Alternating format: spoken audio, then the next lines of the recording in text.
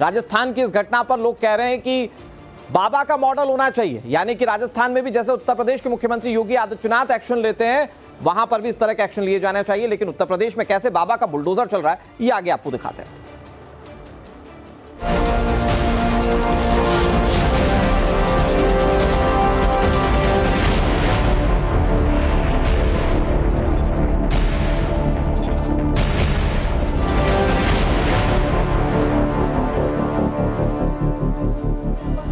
Bulldozer action लगातार जारी है। आज बुलडोजर कार्रवाई का 7वां दिन है और अब तक 700 से ज्यादा अवैध निर्माण तोड़ दिए गए। बताया जा रहा है कि अभी भी 500 अवैध निर्माण है जिस पर कार्रवाई होनी है। मंगलवार तक अकबर नगर में चल रही ये कार्रवाई पूरी हो जाएगी। बता दें कि सुप्रीम कोर्ट के आदेश के बाद योगी सरकार अवैध निर्माणों पर कार्रवाई कर रही है। किसी तरीके का कोई उपद्रव ना हो, इसको लेकर सुरक्षा के कड़े बंदोबस्त किए गए। इसकी तस्वीरें हम आपको लगातार दिखा रहे हैं।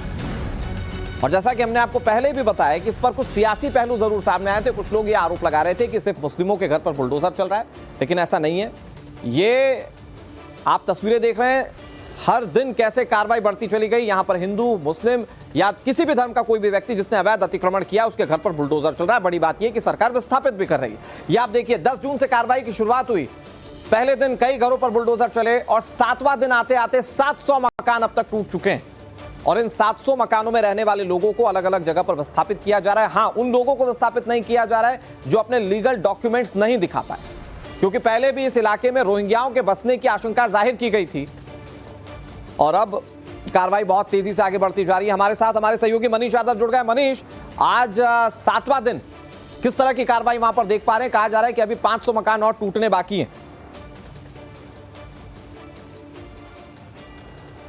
देखिए, एक्शन लगातार जारी है, अभियान लगातार जारी है। देखिए, जेसीबी लगाकर इस पूरे इलाके को जो बुलडोज करने की प्रोसेस थी वो एक हफ्ते में यहां तक आ गई है कि लगभग 750 मकान टूट गए और आज भी ये अभियान जारी है। 15 दिन का आकलन एलडीए के अफसर लगा रहे हैं कि 15 दिन में पूरे इलाके को जमींदोज कर दिया जाएगा। हिंदू मुस्लिम का जो भेद बताते हैं, उनके लिए ये मंदिर देखना एक सबक की तरह होगा कि ये शिव मंदिर है, बालाजी कृपा मंदिर, हनुमान जी का भी मंदिर है इसके पीछे। तो दायरे में चाहे वो मस्जिद हो या मंदिर हो, सारे लोग हैं। जब नदी को पुनरुद्धार करना है, नदी को पुनर्जीवन करना है, तो चाहे वो हिंदू हो या मुस्लिम, अगर अवैध रूप से यहाँ पर मकान बनाकर रह रहा है तो कार्रवाई सब पर की जा रही है। और देखिए, नदियां किसी भी शहर की प्राण होती है, आत्मा होती है। पानी का एक जरूरत नदियों के जरिए पूरा होता आया है। तो ऐसे में जो नदी के साथ खिलवाड़ किया गया अधिकारियों के स्तर पर, सरकार के स्तर पर, अब जाके योगी सरकार ने कम से कम इसकी सुध ली है। लगभग 1 साल पहले ये प्लान बनाया गया कि कुकरेल नदी को दोबारा जीवित किया जाए, उसमें पानी आएगा तो शहर का एक तो सौंदर्य में इजाफा होगा, दूसरा पानी की जो जरूरत है उसे पूरा किया जा सकेगा। तो शारदा के जरिए इसमें पानी छोड़ा जाएगा और इसका पानी गोमती में जाकर मिलेगा, क्योंकि गोमती की सहायक नदी है।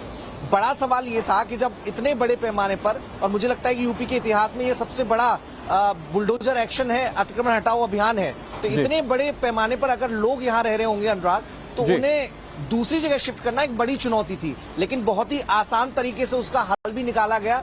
यहां से बसंत कुंज योजना जो लगभग 18 किलोमीटर दूर है, वहां पर सबसे पहले आवास आवंटित किए गए ताकि यहां रहने वाले लोगों को कोई दिक्कत ना हो। और बड़े पैमाने पर कैंप लगाकर सबको उनकी जरूरत के हिसाब से, एक एक परिवार में अगर सदस्यों की संख्या ज्यादा है तो 3-3 आवास दिए गए हैं ताकि दिक्कत किसी को ना हो। तो पूरा सेटलमेंट करने के बाद फिर ये अतिक्रमण हटाओ अभियान का फैसला हुआ, बुलडोजर चलाया जा रहा है। और देखिए, अब ये जो पड़ाव है लगभग 1/3 हिस्से को अपनी कवर कर चुका है और अब एक छोटा सा पोर्शन बाकी बचा है और उम्मीद है कि बहुत जल्द वो भी जमींदोज कर दिया जाएगा। और उसके बाद जो कुकरेल रिवर फ्रंट प्लान है, जिसकी जो इकाई बनाया गया है, लीडिंग इकाई नगर विकास विभाग को, वो इस पर काम करना शुरू कर देगी। तो यहाँ जो सौंदर्यीकरण का पूरा रोड मैप है, उसके तहत कैसे कदम आगे बढ़ाए जा रहे हैं, ये उसकी तस्वीरें मनीष दिखा रहे थे। मनीष, बहुत शुक्रिया आपका। इस कार्रवाई को लेकर आगे भी आपसे जानकारी लेते रहेंगे।